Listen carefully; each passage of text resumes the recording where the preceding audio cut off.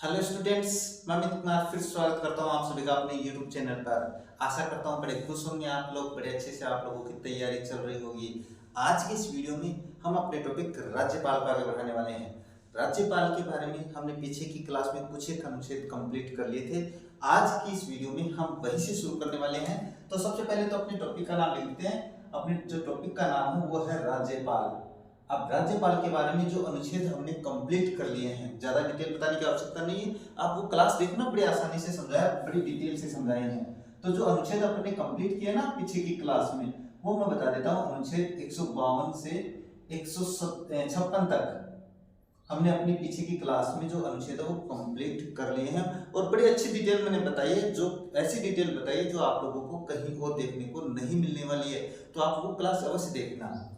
आज के इस वीडियो में हम यहीं से शुरू करते हैं। तो इसके आगे की जो अनुच्छेद है उनसे बात करते हैं। अनुच्छेद 157 की बात करते हैं, क्योंकि अपन अनुच्छेद के अनुसार ही चलेंगे, बिल्कुल क्रम से चलेंगे, जिससे अपनी जो क्लास है उसमें कोई ऐसे बीच में रुकावट नहीं आए, आप लोगों को भी आसानी से समझ में आ जाए।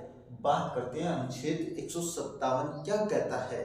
अनुच्छेद 157 है वो राज्यपाल पद के लिए योग्यताएं बताता है कि उस व्यक्ति में ये योग्यताएं होनी चाहिए। तो मैं यहाँ पे लिख देता हूँ, अनुच्छेद 157 में क्या बताई गई है भाई, योग्यताएं बताई गई हैं या योग्यताएं निर्धारित की गई हैं किसके लिए, राज्यपाल पद के लिए। यानी एक राज्यपाल कब बन सकता है, जब उसमें ये योग्यताएं हों।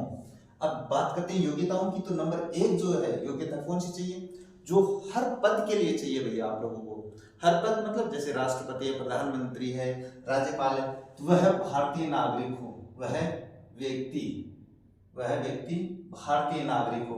तो ये तो आप लोग सभी जानते हो, इसमें समझाने की आवश्यकता नहीं है। वह व्यक्ति भारतीय नागरिक हो, तो इसमें और समझाने की आवश्यकता नहीं है। दूसरी मैं समझाता हूं, वह व्यक्ति 35 वर्ष की आयु पूर्ण कर चुका हो। यानी कहने का मतलब है, जब व्यक्ति 35 वर्ष की आयु पूर्ण कर लेता है तब ही वो राज्यपाल पद के लिए योग्य होता है। और अनुच्छेद 157 की बात करें तो उसमें केवल यही 2 योग्यताएं निर्धारित की गई है। सवाल ये उठता है, अगर व्यक्ति भारतीय नागरिक है और उसकी 35 वर्ष की आयु पूर्ण हो चुकी है, तो क्या वो व्यक्ति राज्यपाल बनाया जा सकता है। तो इसके बारे में थोड़ी बातें हैं, वो बात करने वाले हैं अनुच्छेद 158 में। अनुच्छेद 158 आप लोगों के लिए बहुत ज्यादा इंपॉर्टेंट है। क्यों है, क्योंकि इसमें राज्यपाल से संबंधित बहुत सारी बातें की गई हैं। वो मैं बातें बता देता हूँ। एक तो बात करते हैं पद पर बने रहने की शर्तें, ये बताने वाला हूं अभी। यानी पद पर कैसे बने रह सकता है। इसके बाद में बात करें राज्यपाल के वेतन की, तो वो भी इसी में निर्धारित की गई है, इसी में बात की गई है। भत्तों की बात करें, यानी राज्यपाल के भत्ते हैं, वो भी इसी में बताए गए हैं। विशेषाधिकार की बात करें तो वो भी इसी अनुच्छेद में बताई गई है। अन्य सुविधाएं यानी राज्यपाल से संबंधित लगभग सारी बातें हैं वो इसी में निर्धारित की गई है अनुच्छेद 158 में। तभी तो मैंने आप लोगों को इसको इम्पोर्टेंट बताया है। क्यों, क्योंकि आपके जो क्वेश्चन आएंगे वो इसी में से पुट अप होंगे। सबसे पहले बात करते हैं पद पे बने रहने की शर्तें, क्योंकि अपन क्रम से चलें तो पद पर बने रहने की जो शर्तें चाहिए एक राज्यपाल को, वो बताता हूं मैं। वो है वह व्यक्ति कौन, जिसको राज्यपाल बनाया जा रहा है, वह व्यक्ति संसद या विधानमंडल के किसी भी सदन का सदस्य नहीं होना चाहिए। यानी कहने का मतलब है, वह व्यक्ति अपनी संसद का या विधानमंडल के किसी भी सदन का सदस्य नहीं होना चाहिए। इसका कारण मैं बता देता हूँ। कारण क्या है, क्योंकि जो संसद होती है और जो विधानमंडल होती है उसमें अपने पास राजनीतिक दल से संबंधित व्यक्ति बैठते हैं। अगर राजनीतिक दल के व्यक्ति को अपन राज्यपाल बनाते हैं तो उसमें फिर समस्या आ जाती है कि वो अपने जो निर्णय होते हैं, अपने जो कार्य होते हैं, उसमें पारदर्शिता नहीं रख पाता है। इस कारण से अपने पास संसद या विधानमंडल के किसी भी सदन का सदस्य नहीं होना चाहिए। बात करते हैं क्या इनमें से जा सकता है? बिल्कुल जा सकता है, बनाते भी उन्हीं में से। अब अपने पास संसद के किसी सदन के सदस्य को भी बनाया जा सकता है, बनाते ही है, और विधानमंडल के किसी भी सदन के सदस्य को बनाया जा सकता है, और मोस्टली इन्हीं में से बनाया जाता है। तो फिर करते क्या है, वो अपना पद त्याग करता है, पद त्याग करना पड़ता है। पद त्याग करने के बाद में है वो व्यक्ति राज्यपाल पद पे आसीन हो सकता है। पहली शर्त पद पे आसीन होने के लिए। दूसरी बात करें तो वह व्यक्ति यानी राज्यपाल, वह व्यक्ति किसी लाभ के पद पर नहीं हो। यानी कहने का मतलब है कि वह व्यक्ति किसी राजकीय सेवा में नहीं हो, ऐसा कहा माना जाता है। इसके बारे में, इस लाइन के बारे में यही है कि वह व्यक्ति राजकीय सेवा में नहीं हो। अगर है तो उसे भी पद त्याग करना पड़ता है। पद त्याग के बाद वह राज्यपाल बनाया जा सकता है। यानी कहने का मतलब यह है कि पहले पद त्याग करेगा, उसके बाद में वह राज्यपाल पद पे आसीन हो सकता है। ये दोनों शर्तें हैं जो अपने अनुच्छेद 158 में की गई है। एक और बताता हूं मैं, जो अपने पास केवल परंपरा है, अनुच्छेद में नहीं है, वो केवल परंपरा है। वह व्यक्ति उस राज्य का, जिस राज्य का उसे राज्यपाल बनाया जा रहा है, उस राज्य का नागरिक नहीं होना चाहिए। ये केवल आप लोगों के पास क्या है, एक परंपरा बना रखी है कि भाई उस व्यक्ति को उस राज्य का क्या नहीं होना चाहिए, नागरिक नहीं होना चाहिए। इसका भी एक वैलिड सा कारण है कि अगर वो उस राज्य का नागरिक होगा तो वो किसी न किसी राजनीतिक दल से संबंधित हो जाएगा और अपने कार्य को सही नहीं कर पाएगा। तो ये है पद पर बने रहने की शर्तें। बात करते हैं वेतन भत्तों के बारे में। तो पहले तो बात करते हैं कि राज्यपाल का जो वेतन है उसके बारे में बात करते हैं। राज्यपाल के वेतन भत्ते संसद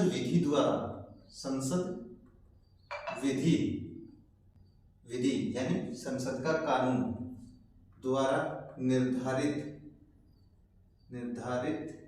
किए जाते हैं। तो किए जाने का मतलब है कि संसद कानून के द्वारा उसके क्या है, वेतन भत्ते निर्धारित किए जाते हैं। अब बात करते हैं इसके आगे की, जो कि राज्य की संचित निधि पर भारित होते हैं। यानी कहने का मतलब राज्य की जो संचित नीति होती है वहां से राज्यपाल को वेतन भत्ते दिए जाते हैं। अब बात कर लेते हैं, इसकी ध्यान में रखना, संसद विधि द्वारा निर्धारित किए जाते हैं। अब इसमें एक और बात आ जाती है, ये तो आ गया आप लोगों के सामने। बात आती है कि इसके बारे में थोड़ी सी और बात बताऊं तो ये अनुच्छेद 158 का 3 बिंदु है, यानी 158(3) में ये बात कही गई है। तो इसके बारे में थोड़ा सा ध्यान रखना आप लोग। अब बात करते हैं कि राज्यपाल जब एक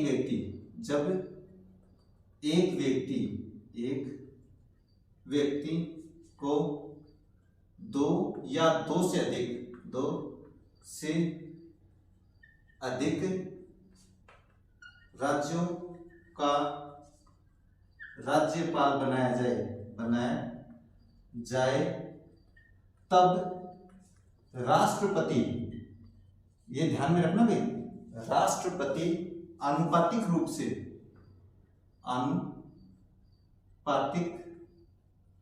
से वेतन भत्तों का निर्धारण करता है।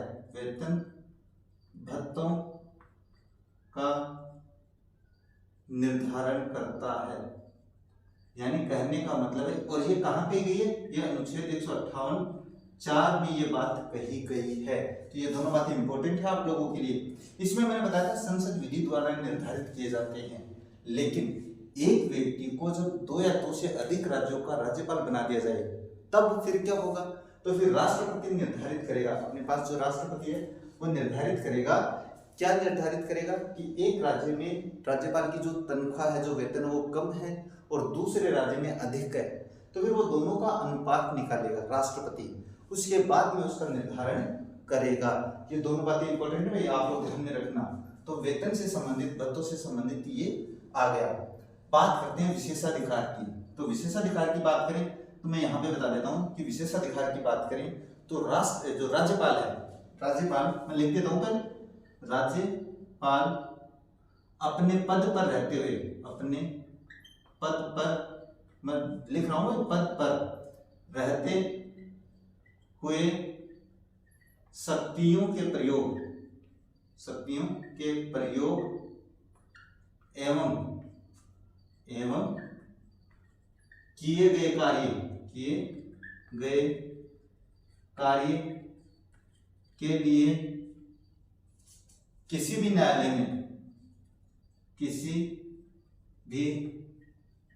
न्यायालय के प्रति उत्तरदायी नहीं होगा। ये बड़ी इंपॉर्टेंट बात है। किस लिए? अब बात करते हैं कि जब एक व्यक्ति राज्यपाल पद पे होता है और अपनी शक्तियों का प्रयोग करते हुए उसने कोई कार्य किया है या अपने पास कार्यपालिका के द्वारा कोई कार्य निर्धारित किया गया है, वो कार्य उसने कर दिया है और उस कार्य के करने के बाद में ये बताया जाए कि ये कार्य गलत है, तो राज्यपाल को किसी भी न्यायालय में जाकर जवाब देने की जरूरत नहीं होती है। वो किसी भी न्यायालय में जाने के लिए उत्तरदायी नहीं है भाई। क्यों? क्योंकि वो जो कार्य किया है उसने वो अपने पद पे रहते हुए किया है। इस कारण से ये आपको ध्यान में रखना है कि राज्यपाल अपने पद पर रहते हुए अगर शक्तियों का प्रयोग करता है, कोई कार्य करता है, तो वह किसी भी न्यायालय के प्रति उत्तरदायी नहीं होगा। इस तरीके से ये जो विशेषाधिकार है वो कहाँ दिया गया है? वो अनुच्छेद 158 में दिया गया है। इस तरीके से आगे की ओर बात करते हैं। आगे आप लोगों को और बताएं तो इसमें आगे की बात करें तो मैं अनुच्छेद 158 की बात कर रहा हूँ, अभी भी विशेषाधिकारों की, राज्यपाल के विशेषाधिकारों की। तो पदावधि के दौरान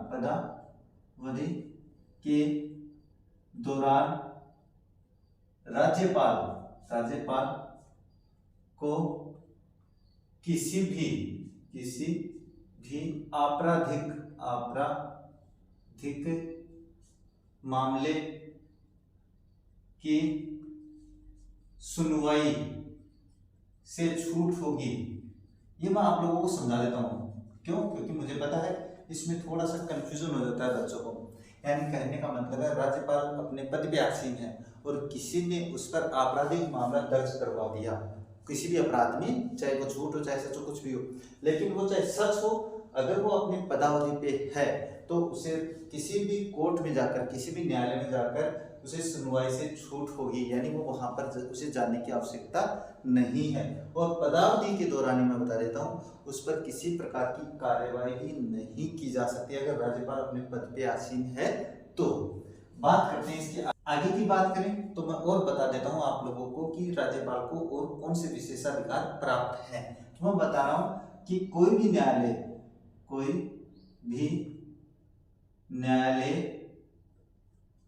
कार्यकाल के दौरान कारावास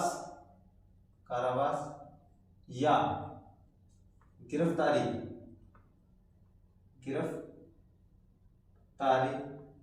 के आदेश जारी नहीं कर सकता है। ये मैं आप लोगों को समझा देता हूँ किस तरीके से। यानी कहने का मतलब है कोई भी न्यायालय हो, चाहे उच्च न्यायालय चाहे सुप्रीम कोर्ट हो, अपनी यानी उच्चतम न्यायालय हो, अगर राज्यपाल अपने पद पे है, कार्यकाल चल रहा है, तो उसके खिलाफ ना तो कारावास के और ना ही गिरफ्तारी के आदेश जारी कर सकता है। अब बात करते हैं इसके अलावा और क्या विशेषाधिकार, कोई और सुविधाएं हैं क्या? बिल्कुल है, एक तो सुविधाएं हैं वो मैं बता देता हूँ। वो मैं ये बता देता हूँ नॉर्मल भाषा में कि राज्यपाल के वेतन से कटौती नहीं होगी और बिना किराए के शासकीय मकान में रहेगा। मैं यहाँ पे बता देता हूँ, वेतन से कटौती नहीं होगी एवं बिना किराए के शासकीय मकान में रहेगा। ये दो बातें हो रहे हैं जो आपके राज्यपाल को मिलती हैं अनुच्छेद 158 के अनुसार। तो अनुच्छेद 158 में आपके पास पद पर बने रहने की शर्तें बता दी, उसके वेतन भत्तों से मैंने संबंधित बता दिया, उसके विशेषाधिकार भी मैंने आप लोगों को समझा दिए हैं। इस तरीके से आपका जो अनुच्छेद 158 है वो बड़ा इंपॉर्टेंट हो जाता है। अब इसी के बीच में मैं थोड़ा क्रम तोड़ते हुए आप लोगों को एक चीज समझा रहा हूँ। राज्यपाल को ये जो अपने पास विशेषाधिकार प्राप्त है ना, ये इनके खिलाफ क्या व्यक्ति पद पे रहते हैं। अब अपने पास क्या है कि व्यक्ति हमेशा तो राज्यपाल के पद पे नहीं रहेगा, तो इसके अलावा अपने पास अनुच्छेद 361 है भाई, उसके बारे में मैं बताता हूँ आप लोगों को कि इन विशेषाधिकारों पर भी जो संविधान है उसने रोक लगाई है। बात करते हैं अनुच्छेद 361(4) के बारे में। अब ये अनुच्छेद 361(4) है वो मुझे बीच में क्यों पढ़ाना पड़ रहा है? वो इसलिए पढ़ाना पड़ रहा है क्योंकि अनुच्छेद 158 जो अपन ने पढ़ा है उसमें राज्यपाल के विशेषाधिकार दिए गए थे। उन विशेषाधिकारों को ये अनुच्छेद क्या कर देता है? सीमित कर देता है। अब सीमित कैसे करता है? अनुच्छेद 158 में क्या पढ़ा अपन ने कि राज्यपाल के खिलाफ कोई भी कार्रवाई किसी भी न्यायालय में शुरू नहीं की जा सकती है। लेकिन इस अनुच्छेद में एक लाइन कही गई है वो मैं आप लोगों को समझाने की कोशिश कर रहा हूँ। कोई व्यक्ति यानी कोई भी साधारण व्यक्ति, कोई व्यक्ति राज्यपाल के द्वारा किए गए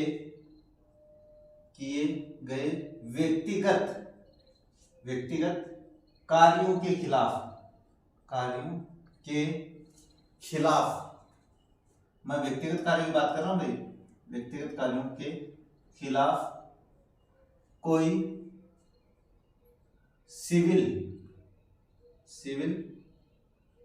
कार्यवाही शुरू करना चाहे तो वह कर सकता है। मैं बात कर रहा हूं कि व्यक्तिगत कार्यों की भाई, लेकिन मैं अभी बता देता हूं साथ में, लेकिन उसे निम्नलिखित शर्तें पूरी करनी होगी। अब ये शर्तें मैं अभी बताने वाला हूं, लेकिन मैं आप लोगों को अनुच्छेद 361(4) है उसकी लैंग्वेज समझा देता हूं। अगर समझ में नहीं आई है तो मैं ये कहना चाह रहा हूं कि अगर राज्यपाल ने कोई व्यक्तिगत रूप से कोई कार्य किया है, उनके खिलाफ अगर कोई व्यक्ति सिविल कार्यवाही शुरू करना चाहता है तो वो इस अनुच्छेद के तहत कर सकता है, लेकिन उसे क्या है? निम्नलिखित शर्तें पूरी करनी होगी। अब ये शर्तें कौन सी है ये मैं बता देता हूं। तो नंबर 1 की बात करें, मैं शर्तें बता रहा हूं। ऐसी कार्यवाही के लिए ऐसी कार्यवाही की सूचना राज्यपाल को लिखित में देनी होगी। पहली शर्त तो यही है अपने पास। क्या है पहली शर्त? पहली शर्त यही है कि राज्यपाल ऐसी कार्यवाही, अगर वो ऐसी कोई सिविल कार्यवाही शुरू करना चाह रहा है कोई व्यक्ति, तो उसकी लिखित में सूचना देनी होगी। नंबर 2 की बात करें, ऐसी सूचना कौन सी? ये जो सूचना देते हैं ना अपन, ऐसी सूचना राज्यपाल को कम से कम 2 महीने, ये ध्यान में रखना भाई, 2 महीने पहले देनी होगी। अब 2 बातें बता दी मैंने, अब दोनों बातें आपको ध्यान में रखनी है। ऐसी कार्यवाही की सूचना राज्यपाल को लिखित में देनी होगी। दूसरी बात, ऐसी सूचना जो लिखित में दी जाएगी वो कम से कम 2 महीने पहले दी जाएगी। इससे पहले आप कोई भी कार्रवाई उस पर नहीं कर सकते हो, चाहे वो कार्य उसने व्यक्तिगत ही क्यों नहीं किया हो। बात करते हैं नंबर 3 की। अब नंबर 3 की बात करें तो ये जो व्यक्ति है, उस व्यक्ति को जो कार्यवाही कर रहा है उस व्यक्ति को अपना नाम पता, इसके अलावा चाही गई सूचना लिखित में देनी होगी। अब लिखित में सूचना का मतलब क्या है? वो व्यक्ति अपना नाम बताएगा, पता बताएगा, और जो सूचना उसने मांगी है उस सूचना के बारे में भी लिखित में देना होगा कि मुझे ये समस्या है, मैं आपसे ये जानना चाहता हूँ। इस तरीके से अनुच्छेद है वो 361 कंप्लीट हो जाता है और ये बातें आपको ध्यान में रखनी है। बात करते हैं इसके आगे की। आगे अपने पास क्रम से चलते हैं, अनुच्छेद 159 की बात करते हैं अनुच्छेद 159 के बारे में। अनुच्छेद 159, अब अपन क्रम से चलते हैं। 361 4 तो क्यों पढ़ा है वो मैंने आपको बता दिया, वैलिड रीजन था। इसमें राज्यपाल की शपथ के बारे में बताया गया है कि राज्यपाल है वो शपथ कहाँ पे लेता है। तो सभी जानते हैं, ये तो बहुत सरल है, बस आपको अनुच्छेद ध्यान में रखना है। इसकी लैंग्वेज मैं बता देता हूँ क्या लिखा गया है इसके अंदर कि राज्यपाल संबंधित उच्च न्यायालय के मुख्य न्यायाधीश के समक्ष अपने पद की शपथ लेगा। अब इसमें एक बात बता देता हूं, ये मान के चलो कि मुख्य न्यायाधीश का पद रिक्त है या वहां पे मुख्य न्यायाधीश नहीं है, तो फिर क्या है, या मैं यही पे लिख देता हूं, अथवा उच्च न्यायालय के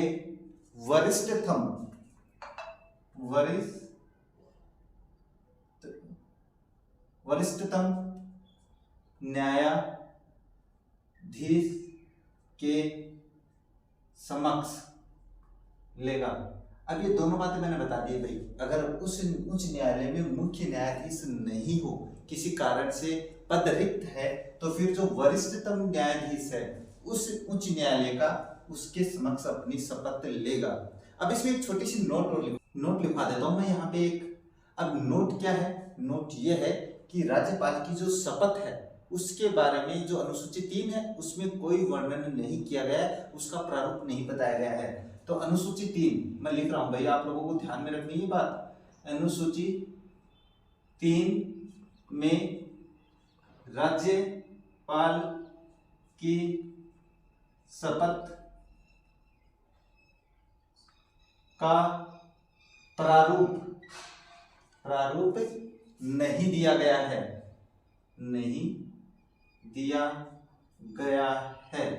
बल्कि अनुच्छेद 159 में ही है। अनुच्छेद 159 में ही इसका प्रारूप है। इसका मतलब शपथ का इसका प्रारूप है। तो ये छोटी सी बात है भी, आपको ध्यान में रह जाएगी। अगर क्वेश्चन आ जाए कि तीसरी अनुसूची में किस पद की शपथ के बारे में प्रारूप नहीं दिया गया है, तो आप समझ जाओगे किसके बारे में, राज्यपाल की शपथ के बारे में कोई प्रारूप नहीं दिया गया है अनुसूची 3 में। अनुसूची 3 में बाकी सभी जो पद है उनकी शपथ के बारे में वर्णन किया गया है। अब बात करते हैं अनुच्छेद 160 की। 160 के बारे में, अनुच्छेद 160 है वो कोई ज्यादा महत्व वाला नहीं है भाई। इसमें एक बात कही गई है, वो मैं बात बता देता हूं।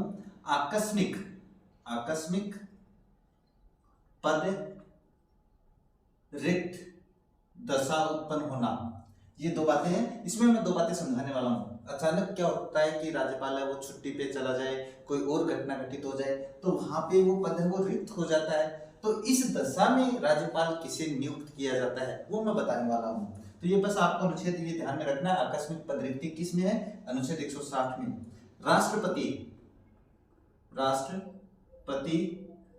अपने विवेक से राज्यपाल नियुक्त करता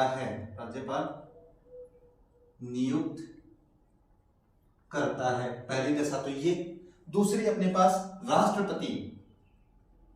राष्ट्रपति पड़ोसी राज्य के राज्यपाल को कार्य सौंप सकता है। बस यानी कहने का मतलब है यही दो बातें हैं जो राष्ट्रपति अपना सकता है। या तो वो क्या करेगा, अपने विवेक से किसी व्यक्ति को राज्यपाल नियुक्त कर देगा, या जो पड़ोसी राज्य है उसके राज्यपाल को वहां के जो कार्य है उसका कार्यभार उसको सौंप सकता है। इस तरीके से आपका अनुच्छेद 160 है, बस यही दो बातें करता है। बात करते हैं अनुच्छेद 161 की। अनुच्छेद 161 क्या कहता है? वो ये कहता है कि राज्यपाल, मैं लिख देता हूं जिससे आपको समझ में आ जाए, राज्यपाल किसी दंडादेश का निलंबन का, मैं ये समझाने वाला हूं, आप लोगों को चिंता मत करो, निलंबन या लघुकरण कर सकता है, लघुकरण कर सकता है। ये बात मैं आप लोगों को समझाने वाला हूं किस तरीके से। अब दंडादेश का मतलब, दंड का आदेश कौन जारी करता है? कोई न्यायालय जारी करता है, न्यायालय। अब न्यायालय ने ये मान के चलो किसी व्यक्ति को कोई दंड का आदेश जारी कर दिया है, यानी उसको कोई सजा सुना दी है। अब उस सजा को कम करवाने के लिए या उसका निलंबन करवाने के लिए वह व्यक्ति राज्यपाल के पास जा सकता है। और अनुच्छेद 161 है राज्यपाल को ये शक्ति देता है कि वह उस दंड आदेश को या तो निलंबित कर देता है, यानी उस दंडादेश को खत्म कर देता है, उसकी सजा बिल्कुल कम कर देता है, यानी सजा को काट देता है। बात करते हैं लघुकरण की। लघुकरण का मतलब है दंडादेश के दौरान किसी व्यक्ति को 5 वर्ष की सजा सुनाई गई तो राज्यपाल के पास ये शक्ति है कि वो उस सजा को क्या कर सकता है, कम कर सकता है। और कम करके इसे वह क्या कर सकता है, 3 वर्ष भी कर सकता है, 2 वर्ष भी कर सकता है, यानी जैसा राज्यपाल को लगे वो वैसे उसका लघुकरण कर सकता है। अब बात करते हैं कि ये भी अपने पास जो अनुच्छेद है वो अपने सीमित होता है। अब सीमित क्यों है, तो मैं कुछ पॉइंट बताता हूं आप लोगों को, यानी 1-2 पॉइंट है वो मैं बता देता हूं। सैन्य न्यायालय द्वारा जारी दंडादेश का निलंबन या लघुकरण नहीं कर सकता है। इसका मतलब यह है कि अगर किसी सैन्य न्यायालय ने किसी सैनिक को कोई दंड का आदेश जारी किया है तो राज्यपाल ना तो उसका निलंबन कर सकता है ना उसका लघुकरण कर सकता है। तो ये बात आपको ध्यान में रखनी है। फिर पूछोगे सर ये कौन कर सकता है, तो ये आपके पास राष्ट्रपति कर सकता है, और मैं ये आप लोगों को राष्ट्रपति में भी समझाने वाला हूँ, सेम यही बात आपके पास, तो ये आपको ध्यान में रह जाएगी।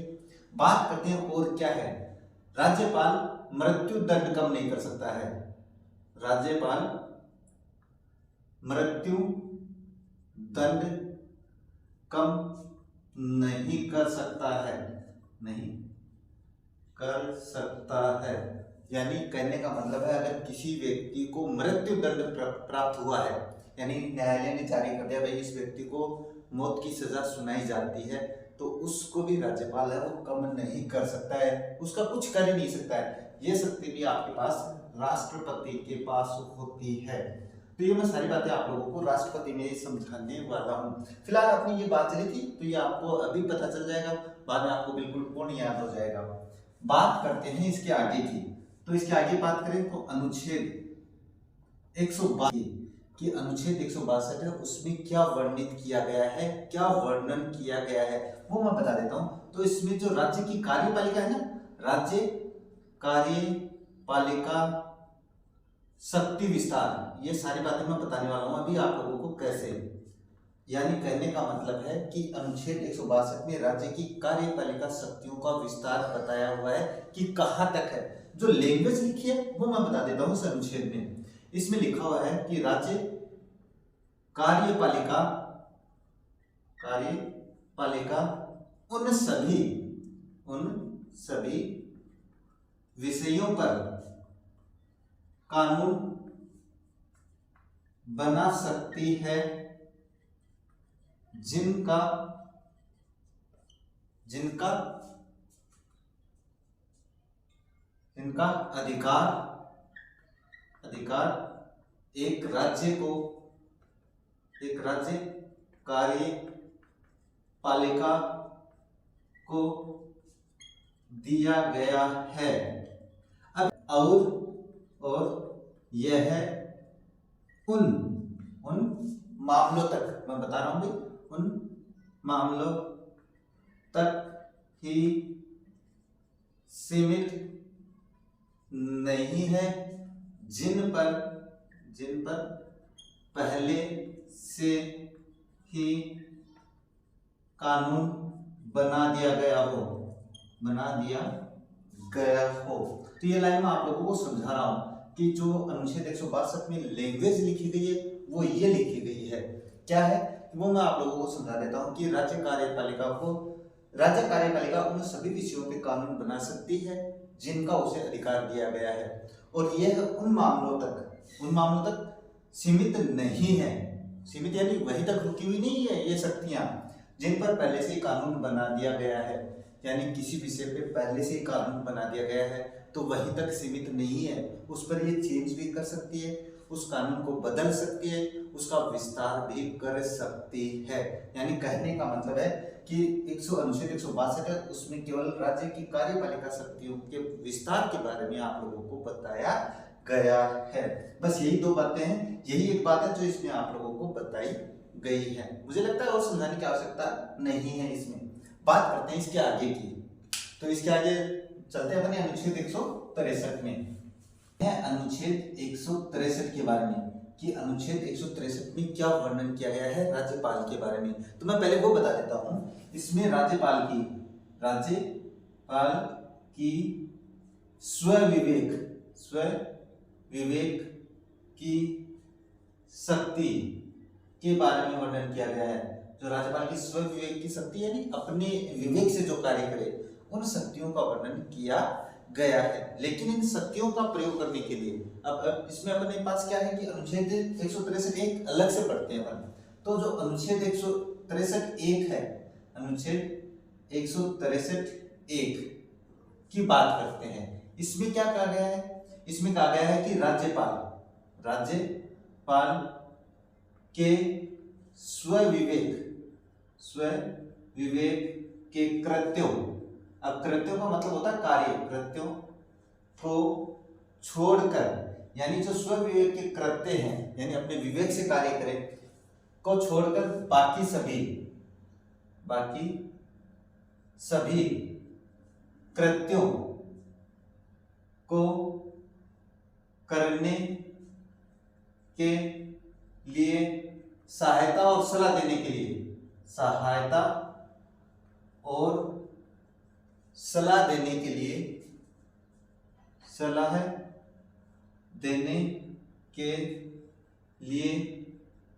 एक मंत्री परिषद होगी जिसका मुखिया मुख्यमंत्री होगा।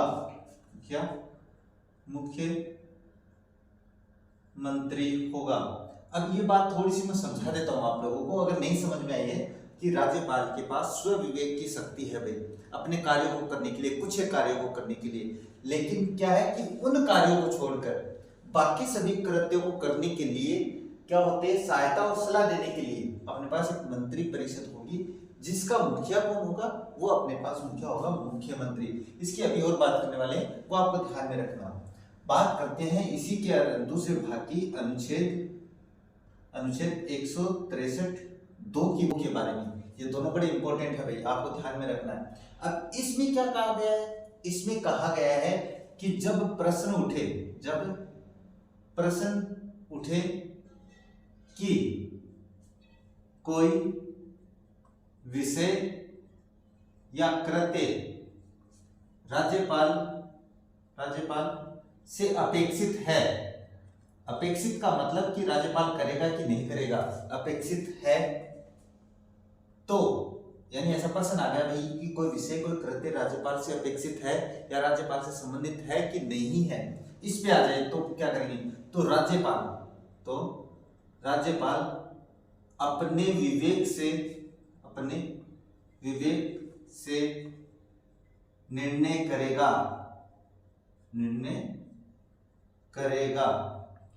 और इस बात को अगर वो निर्णय कर लेता है, कोई कार्य करता है, और उन निर्णयों को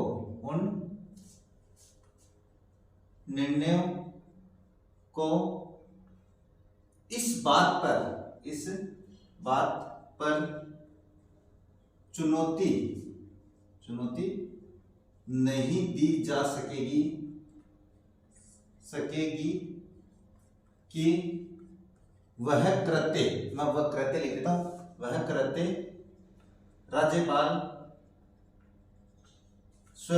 राज्यपाल को स्व विवेक से करना चाहिए था या नहीं। यानी थोड़ी सी लैंग्वेज मैंने टफ लिख दी है भाई, थोड़ी सी लैंग्वेज लिखी है, लेकिन समझना आपको इसी को है कि कोई प्रश्न उठ गया किसी विषय पर कि ये राज्यपाल से अपेक्षित है कि नहीं है, यानी राज्यपाल उस कार्य को करेगा कि नहीं करेगा, तो फिर राज्यपाल ही स्वयं अपने स्व विवेक से निर्णय करेगा भाई उस बात पर, उस विषय पर अपने पास जो राज्यपाल है वो अपने विवेक से निर्णय कर लेगा। अब उस निर्णय को, यानी जो निर्णय उसने किया है उसको इस बात पे चुनौती नहीं दी जा सकेगी कि राज्यपाल को स्व विवेक से कार्य करना चाहिए था या नहीं करना चाहिए था। और ये जो लैंग्वेज लिख रहा हूं मैं, ये दोनों लैंग्वेज बड़ी इंपॉर्टेंट है और ये अनुच्छेद भी बड़ा इंपॉर्टेंट है, आपको ध्यान में रखनी है। तो दोनों बातें आ गई होगी समझ में कि अनुच्छेद है 163 में क्या वर्णन किया गया है। अब बात करते हैं आगे की बात करें तो अनुच्छेद 164 की बात करते हैं। अनुच्छेद 164 में क्या कहा गया है वो बताते हैं। बात करते हैं अनुच्छेद 164 के बारे में कि अनुच्छेद 164 क्या कहता है। तो इसमें अपने पास कोई ज्यादा ऐसे टफ नहीं है, बड़ा आसान है, इसलिए मुझे ज्यादा समझाने की आवश्यकता नहीं है। इसमें कहा गया है कि मुख्यमंत्री की नियुक्ति राज्यपाल करेगा। तो इसमें ये कोई ज्यादा टफ नहीं, समझाने की आवश्यकता नहीं है, बस आप तो ध्यान में रखना किसमें कहा गया है कि राज्यपाल मुख्यमंत्री की नियुक्ति करेगा। तो वो आपके पास क्या हो जाता है, अनुच्छेद 164 हो जाता है। अब इसमें इसके अलावा एक बात और कही गई अभी, वो और बता देता हूं, वो है कि बाकी मंत्रियों की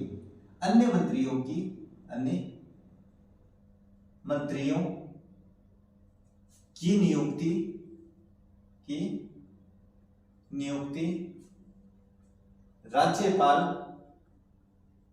मुख्यमंत्री की सलाह से करेगा। तो ये बात आपको ध्यान में रखनी है, कोई ज्यादा टफ नहीं है, ये दोनों ही आसान बातें भी कि अनुच्छेद 164 क्या कहता है कि जो राज्य का मुख्यमंत्री होता है उसकी नियुक्ति राज्यपाल करेगा। अनुच्छेद 164। बात करते हैं दूसरी, अन्य मंत्री होते हैं उनकी नियुक्ति भी राज्यपाल करेगा, लेकिन किसके सलाह के अनुसार, जो उसने नियुक्ति करी है ना जिस मुख्यमंत्री की, उस मुख्यमंत्री की सलाह के अनुसार वो अन्य मंत्रियों की नियुक्ति करेगा। तो बड़ी आसान बात है, बड़ा आसान अनुच्छेद है, तो इसमें और समझाने की आवश्यकता नहीं है। बात करते हैं आगे की। तो आगे जो अनुच्छेद है वो आता है आपके पास अनुच्छेद 165। अब अनुच्छेद 165 क्या कहता है, इसमें अपने पास जो उच्चाधिकारी है उनके पदों को भरने के लिए राज्यपाल उनकी नियुक्ति करता है। इसमें जो जितने भी पदाधिकारी हैं उनका जब अपन डिटेल से पढ़ेंगे तब मैं आपको अलग अलग समझाऊंगा। फिलहाल मैं ये लिख देता हूं, उच्च अधिकारियों की नियुक्ति राज्यपाल करेगा। यानी कहने का मतलब है यहाँ पर अपने पास ये जो अनुच्छेद 165 है इसमें जो उच्चाधिकारी है अपने उनकी नियुक्ति राज्यपाल के द्वारा की जाएगी। अब जिन की नियुक्ति ये करता है मैं थोड़ा सा उनके बारे में बता देता हूँ, डिटेल अपन आगे पढ़ेंगे जब वो अपन पढ़ेंगे उनके बारे में। तो मैं बता देता हूँ, जैसे महाधिवक्ता होता है, महाधिवक्ता अब महाधिवक्ता अपना उच्च अधिकारी होता है। राज्य निर्वाचन आयोग, राज्य निर्वाचन आयोग। अब ये जो सारी बातें हैं, ये जो सारे उच्च अधिकारी हैं, इनके बारे में अपन आगे डिटेल से पढ़ने वाले हैं, तो इनके बारे में ज्यादा बताने की आवश्यकता नहीं है, मैं केवल अनुच्छेद 165 बता रहा हूँ। इसके अलावा आरपीएससी के सदस्य, तो ये सारे जो बातें ना ये अपन पढ़ने वाले हैं, क्योंकि अलग अलग अनुच्छेद में आएंगी ये सारी बातें, तो वहां पे मैं आप लोगों को डिटेल से समझाने वाला हूँ। तो ये हो जाता है आपके पास क्या, अनुच्छेद 165। तो इसमें भी मुझे और ज्यादा समझाने की आवश्यकता नहीं है। जो मुझे समझाना पड़ेगा वो मैं आप लोगों को आसानी से समझाऊंगा, आप तो बस ढंग से देखना, आसानी से सुनना, बिल्कुल दिमाग से। मैं कह रहा हूँ आपका क्वेश्चन गलत नहीं होगा। बात करते हैं अनुच्छेद 160 के बारे में। अब अनुच्छेद 166 क्या कहता है, ये कोई ज्यादा टफ नहीं है। अब इसमें यह है कि राज्य सरकार द्वारा संचालित कार्यवाहियों का वर्णन होता है तो इसमें मुझे और ज्यादा समझाने की आवश्यकता नहीं है। कैसे कि राज्य सरकार है वो कौन कौन सी कार्यवाहियां कर सकता है, इसके बारे में आपके पास ये अनुच्छेद आता है। बात करते हैं इससे आगे की। इसके बाद मैं आप लोगों को और डिटेल से बताने वाला हूँ, चिंता मत करो। अनुच्छेद में एक बार जो लगातार आ रहे हैं उन्हीं को समझाने की कोशिश कर रहा हूँ। अनुच्छेद 167 बारे में, तो अनुच्छेद 167 है वो इनडायरेक्ट रूप से अपने पास राज्यपाल से संबंधित है। अब आपको सर इनडायरेक्ट रूप से कैसे है, तो मैं बता देता हूँ। इसमें मुख्यमंत्री का दायित्व है, मुख्यमंत्री का दायित्व दिया हुआ है। इसमें क्या, मैं यहां पे लिख देता हूं, राज्यपाल को सूचना देने का, राज्यपाल को सूचना देने का दायित्व है। यानी कहने का मतलब यह है कि जो मुख्यमंत्री होता है उसका दायित्व होता है जो भी कार्य किया जाता है उसकी सूचना वो राज्यपाल को देवे। तो बस इस अनुच्छेद में अपने पास अपने जो राज्यपाल है उससे इस तरीके से ये संबंधित होता है। और अपने जो लगातार अनुच्छेद आ रहे थे राज्यपाल से संबंधित, वो सारे मैंने आप लोगों को यहाँ पे पढ़ा दिए हैं। आगे मिलते हैं आप लोगों से राज्यपाल की जो कार्यपालिका शक्तियां हैं, विधायी शक्तियां हैं, उनको लेकर। तब तक देखते रहिए हमारा चैनल। जय हिंद, जय भारत।